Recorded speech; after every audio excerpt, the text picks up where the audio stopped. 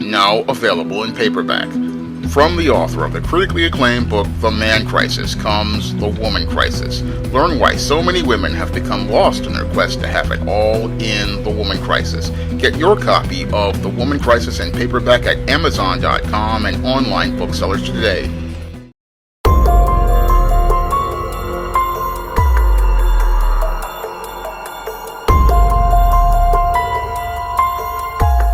A black mother of 4 lost her life after her white female neighbor shot her through a door in a confrontation over her son's stolen iPad. All news footage used in this video is under fair use of United States copyright law of 1976 and is used in conjunction with my commentary. New video this morning shows a woman in handcuffs after allegedly shooting her neighbor through her own front door. 58-year-old Susan Lorincz is charged with manslaughter with a firearm, a first-degree felony with a maximum sentence of 30 years in prison. This is Lorintz's mugshot. Fox 35 got it minutes before 1 o'clock this morning. First appearance begins at 9 a.m. We are in contact with jail officials about whether she is scheduled for that time. The arrest follows a day of protest over the death of Ajike Owens, who was killed after being shot through her neighbor's door. Yeah, the pair were allegedly in a dispute over a children's tablet as well. And Randy Hildreth is live outside the Marion County Jail this morning. Randy, the sheriff has spoken exclusively with Fox 35 about the arrest and the ongoing feud between these two neighbors. Hey, good morning to you both. And one of the more difficult pieces of information that's come out of this investigation is that Owens's children were key witnesses in piecing this story together. I do want to break down the very latest that we got from the sheriff's office in the series of events that unfolded that day that ultimately led to Owens being shot. Now, one of the things that the sheriff's office has said is that Lorincz was angry at Owens's children who were playing in a field near her home. We're told that she started yelling at them, which was overheard by a neighbor. One witness says that Lorincz used racial slurs towards the children. Now, deputies confirmed she threw a roller skate at the children and one was hit. And they do say an older sibling of Owens went to the home first to talk to Lorincz, and she swung an umbrella at them. And that's when they say Owens went to the home and knocked on the door. They say Lorincz fired one shot through the closed front door and it hit Owens in her chest with her 10-year-old standing next to her. I want to show viewers that mugshot again that we got overnight. Now, Lorincz claimed that the shooting was self-defense and that Owens tried to break down her door, but investigators say between witness statements and surveillance video, that was not true, and Florida's stand your ground law doesn't work in this case. In that exclusive interview with Sheriff Billy Woods, he acknowledged the growing calls for Lorintz's arrest, including protests yesterday, but he said investigators needed more time to go through everything. We know the direction is going, and we can't give out information, and it's difficult because here's the truth. Did we want to make the arrest that night? Absolutely we did. There's no doubt about it. It's tragic when we see somebody that just shoots through a door and shoots another human being, really just because of a neighborhood squabble. Now, Attorney Benjamin Crump, the civil rights attorney who is representing the family, released a statement. He is pushing for continued accountability as they continue to work through this investigation. He called in question the stand your ground law. He is expected to have a news conference at noon today with Owens' family. Coming up in the next 30 minutes, I'll have more reaction. Live this morning, Randy Hildreth, Fox 35 News.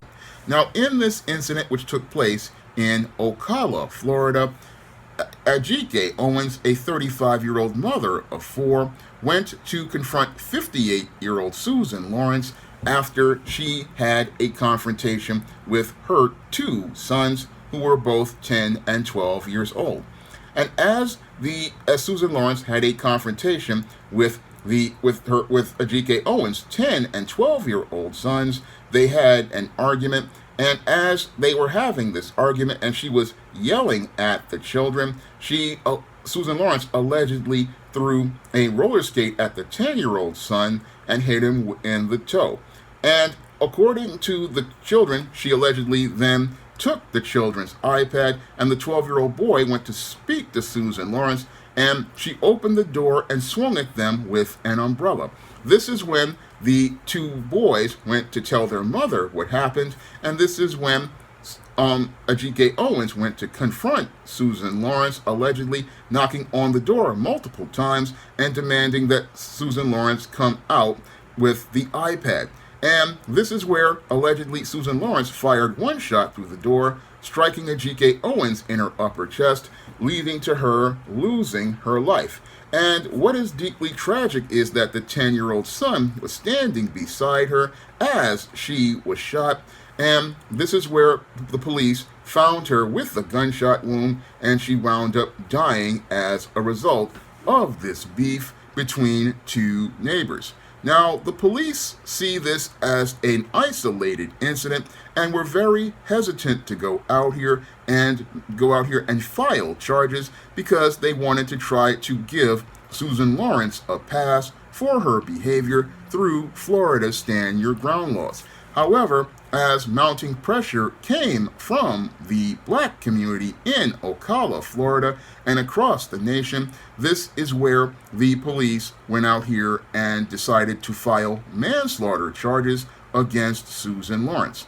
And when I take a critical examination of Susan Lorinc's behavior, it fits the pattern and profile for troubled women that I talk about in my book, The Woman Crisis, and it fits the behavior I talk about in my chapter, Murder and the Woman Crisis. Now, Susan Lorincz, basically to me, as related to her alleged behavior, looks like one of these very angry women who basically cannot stand living in a world that is changing. I believe that is the core reason for the beef between herself and Ajike Owens. She was possibly one of these white females who was living in a neighborhood and had seen this black neighbor coming into her community. And as she saw this black neighbor coming into a community with her children, this is what made her become extremely jealous of Ajike Owens. And as she became jealous of Ajike Owens, she began to look to find ways to start trouble with Ajike and her children. And this, I believe, was the core reason for the beef that started between Ajike Owens and Susan Lorincz, because this bitter old woman was looking at the state of her life, looking at the community as it was changing, and there were more black people coming into the neighborhood, and because she was possibly used to a smooth world of mostly white folks living in that neighborhood, she became extremely upset about the changing dynamics of the neighborhood. And because she felt powerless, what she wanted to do to get attention for herself and take power was go out here and participate in a series of histrionic episodes. Because it wasn't just Ajike Owens that she had an issue with. No, Susan Lorincz was known for being a neighborhood nuisance and a neighborhood menace to people throughout the neighborhood. And her behavior is very similar to that of the Chow Man who owned the gas station in South Carolina, who was again another one of these beta males who was extremely frustrated about the state of his life and the state of his world changing and seeing black people living their lives. And this frustrated him because in his smooth world, he didn't want to see any black people, but it was mostly black people possibly coming into his store that got him very angry and upset. And I believe that Susan Lorincz possibly was the same kind of racist who was upset because they were once used to living around these very docile and submissive black people who would just go out here and cringe when you said boo. But now we're seeing black people going out here living their lives, and was angry because the world had basically changed around them over the course of the 40 plus years that have gone on since they were adults. Because both Susan Lorincz and the Chow guy are about 58 years old, and they are at a point where they're on their road to becoming senior citizens. And as they look at their lives, they possibly were deeply frustrated and angry that they could not be on top of the world like they used to and have a smooth world. No, as they were getting older, their neighborhood was getting blacker, and they were dealing with the world again and black people, and they didn't like seeing black people having power as related to their lives, and black people having the power to go out here and live their lives as they were getting closer and closer to the twilight of their own. This is possibly, I believe, why Susan Lorincz was angry at those kids, because these kids were basically 10 and 12 years old, and they were just starting and enjoying their lives, and she was basically angry because these kids were out here living their life, and she was angry because she wanted to use this property dispute as a way to make them just as miserable as she was feeling. That's what I believe happened here with Susan Lorincz, this racist white female. She basically was miserable about the state of her own life and looked to create this beef again because she was feeling invisible and could not get any attention for herself. And that's why she started this beef with Ajike Owens and her family, because her family was doing well, and this is what motivated her to, I believe, look to go out here and continue getting into this back and forth over this property line that she says was an issue. Because this property issue, again, I believe, again, it has to do with the envy of this white female seeing a black female living well. This woman, who basically was working 3 jobs, was out here looking to give a better life for her children, and this woman didn't like the idea that black people were living all right, and she's used to seeing black people going out here scraping and struggling, because many white racists, they just don't like to see a black person smile or have joy. They want to see a black person being miserable. So this was the start of the beef.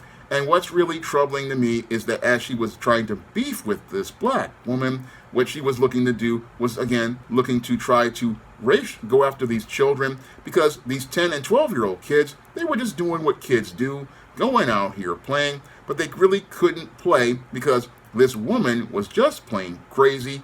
And I'm not even going to say she's crazy, she's just plain evil. And this evil, bitter woman basically wanted to try to use the kids as a scapegoat and an excuse to go out here and participate in her just histrionic behavior.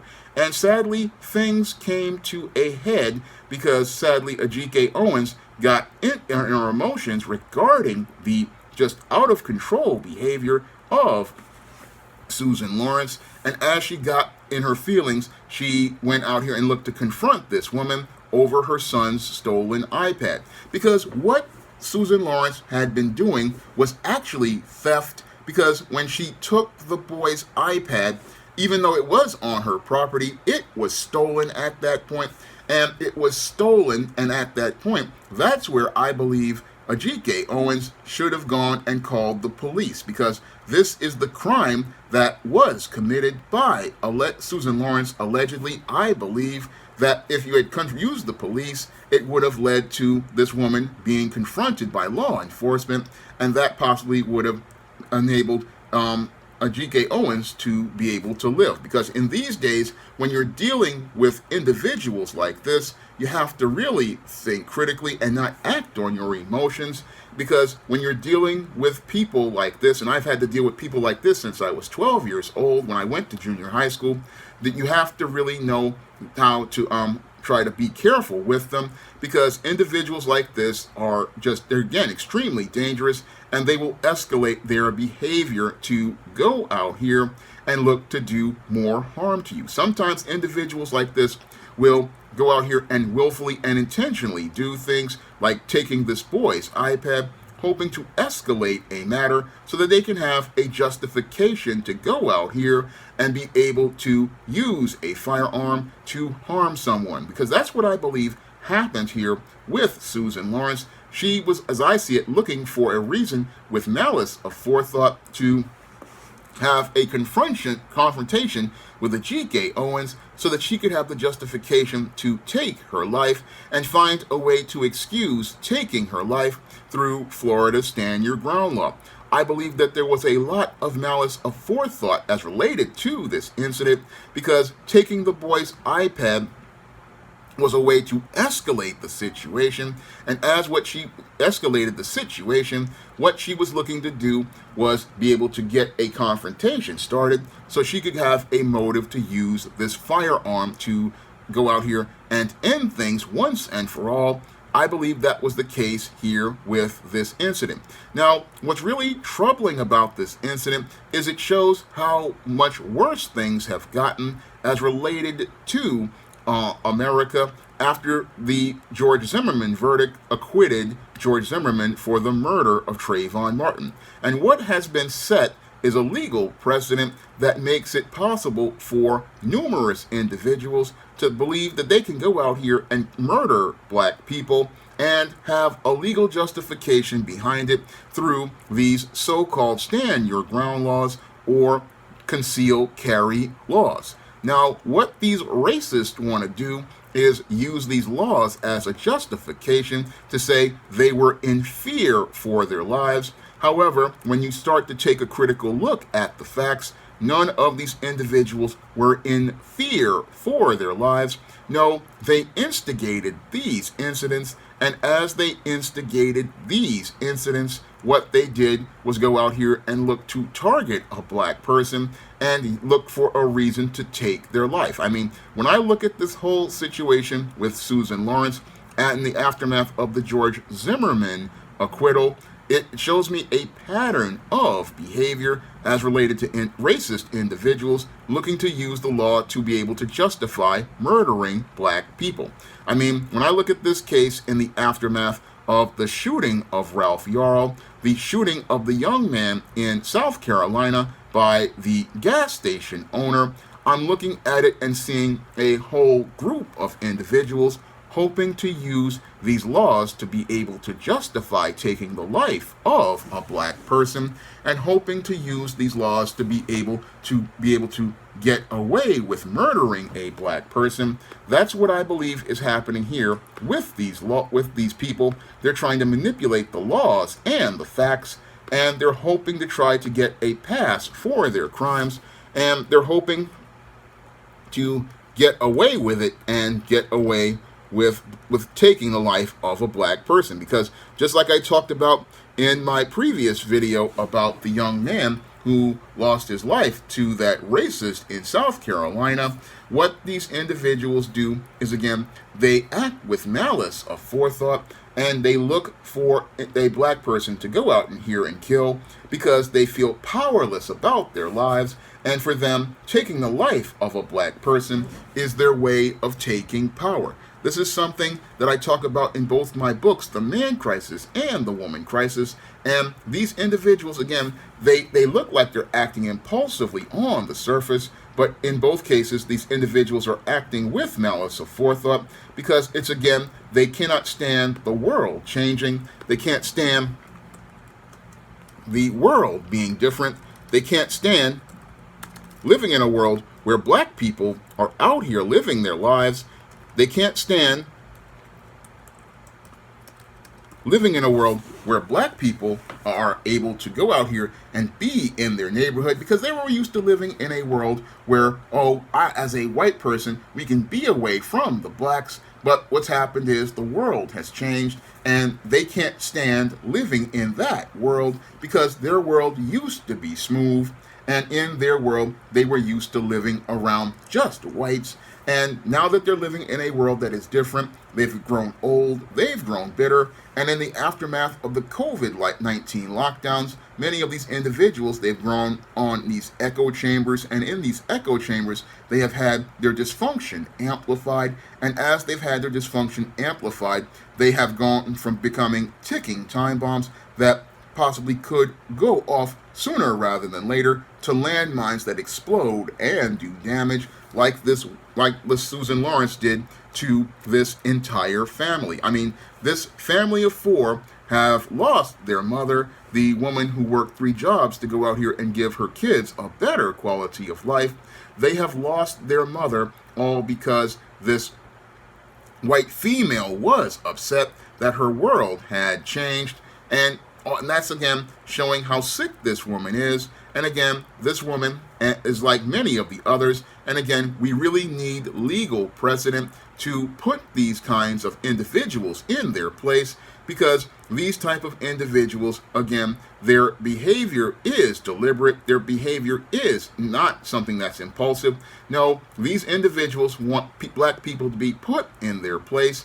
And what we need to do is put them in a place called the penitentiary, so that all of these types of beta males and deeply troubled women understand that there is a line that they have to follow as related to the law, because this was not stand your ground in any way, shape, or form. No, this was not stand your ground at all, because the Ajike Owens was not trespassing, because somebody coming to your door and knocking on it isn't trespassing. They are not a threat, because if this woman had did this with law enforcement officers, they knocked at the door and she fired a gun at them, they would have the justification to use lethal force, because this woman was not going out here and acting in a way that was civil. Because again, stand your ground means the person is a threat to you. And while this white female wanted to say, oh, this woman was emotional, she was the one who instigated the incident by taking the boy's iPad, because if she was upset about the boy being on her property, what she would have done is just go out here and call the police and let them handle the matter and let them deal with the issue and really deal with the issue of boundaries. Moreover, if this woman was somebody who really was this irate about property lines, she would have erected a fence, and that would have solved the whole matter as related to the property line. If she was this upset with this woman, she would have gone out here and erected a fence and called it a day. But she really liked the attention because she wanted to start drama. She wanted to go out here and get in back and forth with people, which is what she was doing in the neighborhood. And again, doing this because she wanted to have a justification for hurting people, because she was miserable about her own life. And because she was miserable about her own life, she wanted to take the life of Ajike Owens. And again, I look at this case, and it is quite troubling to me, because this was a case, again, that about the pride of a woman, and this pride of this racist white woman basically led to her taking this fall as related to this crime. And hopefully this woman will wind up in prison, where she, I believe, belongs, to deal with the rest of her life and have to deal with Big Betty and Bertha in the penitentiary as they go out here and trade her for Little Debbie snack cakes and ramen noodles and peppermint gum, peppermint balls and Crystal Light. But I'm just, again, deeply upset about this case, because, again, a mother wound up losing her life, and wound up losing her life because a woman was in her feelings, because she was basically upset that she could not have her smooth world, could not have her way, and wanted to see a black person at the bottom beneath her, and wanted to see this, and because she couldn't see a black person at the bottom beneath her, she decided to take her life. That's what I see happening here with this white female. And again, it's all part of a disturbing trend of men and women in crisis, men and women in crisis who are now becoming landmines, because we are seeing a trend as related to these incidents where individuals do not know how to think critically or conflict resolve in a matter without violence.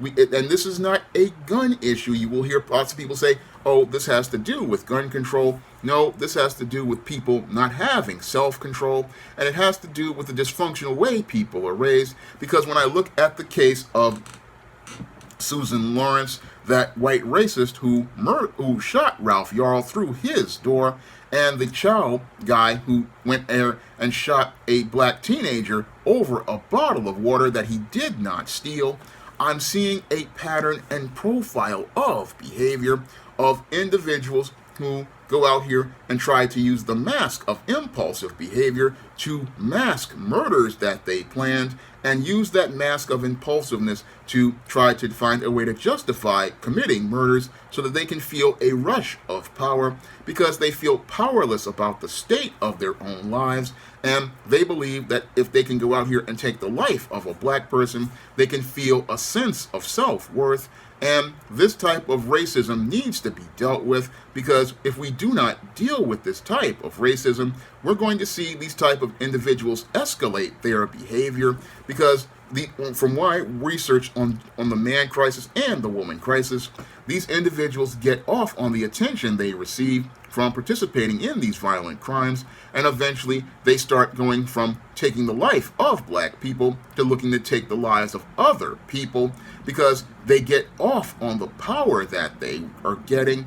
And again, this type of racist, they belong in a penitentiary, and they need to be locked away from society, because they are a clear and present danger to society that most people are not really taking as seriously as they need to take.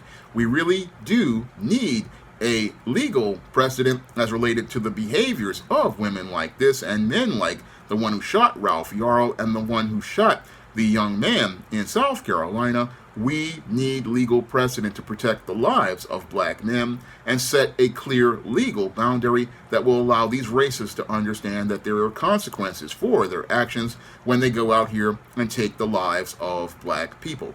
Now, if you want to learn more about what leads to the dysfunctional behavior of individuals like this, you can pick up my books, The Man Crisis and The Woman Crisis, on Amazon.com in paperback and Kindle format. You can also find The Man Crisis and The Woman Crisis at other online booksellers like Smashware's The iBookstore and Google Play. And if you want to see me make more videos like this, you can send a donation to my Patreon, my PayPal, or my Cash App by clicking the links in the description box. That's all I have to say for this video. You can comment, rate, and subscribe. Support Black-owned and Black-operated digital broadcast media. www.niceradionetwork.com. Nice Radio Network, broadcasting 24 hours a day, 7 days a week. Now available for the first time on Google Play, The Man Crisis. Learn why so many men are falling apart in an increasingly gynocentric world in The Man Crisis. Get your copy on Google Play today.